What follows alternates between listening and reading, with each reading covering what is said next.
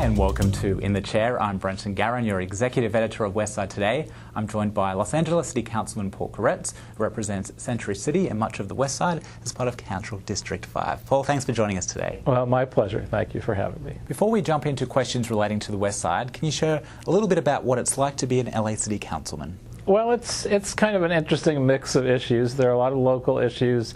In Council District 5, a lot of it revolves around development issues. And then at the City Council level, we have to deal with a number of policy issues. A lot of my focus has been on environmental issues like climate change and our dramatic water shortage. I've also had to deal with some infrastructure issues, whether I like it or not, because we've had some giant water main blow-ups, and most of those have been in my district. Talking of streets, there seems to be an increase in the number of water main breaks across the Westside, particularly in your district. Can you share what the city is doing about this problem? Well, ironically, this has been an issue that has mostly happened in Council District 5. It's relatively coincidental, but my first day in office, there was a huge water main break in the valley, and there was an 80-foot deep hole filled with water and flooding in the area.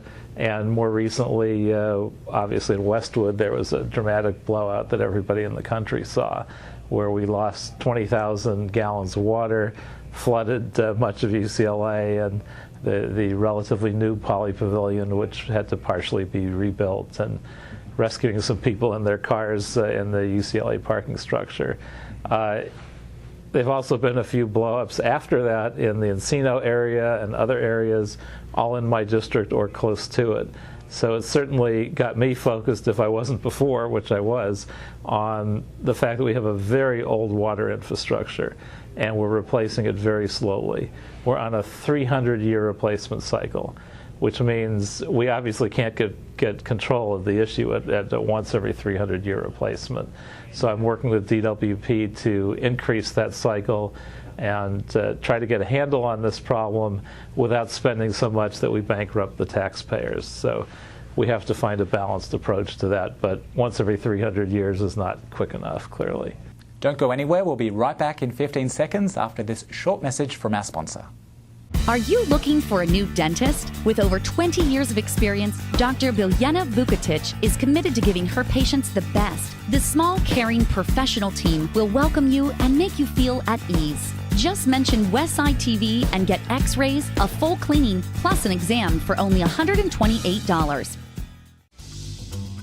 Continuing with the topic of water, you're also a board member on the Metropolitan Water District, which supplies water to Southern California. Can you share what is the current state of water levels for the district? Well, the district itself has been very bright, and years before I got on this board, they created a substantial amount of water storage, 3 years worth. Well, we're a modest way into this drought, which could go on for a number of years. And as smart as they were to build this storage, they're halfway through it.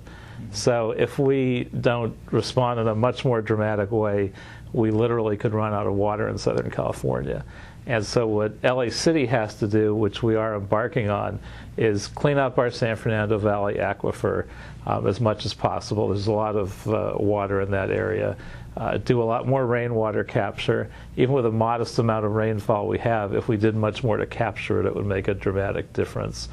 We have to do more to clean up our water, and once it's recycled and cleaned, actually make use of it.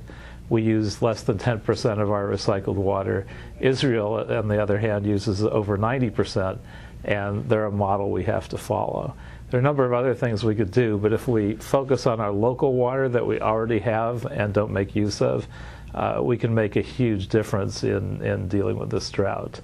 Also, the conservation measures that we are enacting quickly, particularly paying people to get rid of their lawns, has already been paying dividends, and we're seeing a decrease in water usage as a result.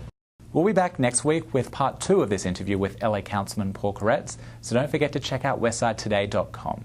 I'm Brenton Garen for Westside TV.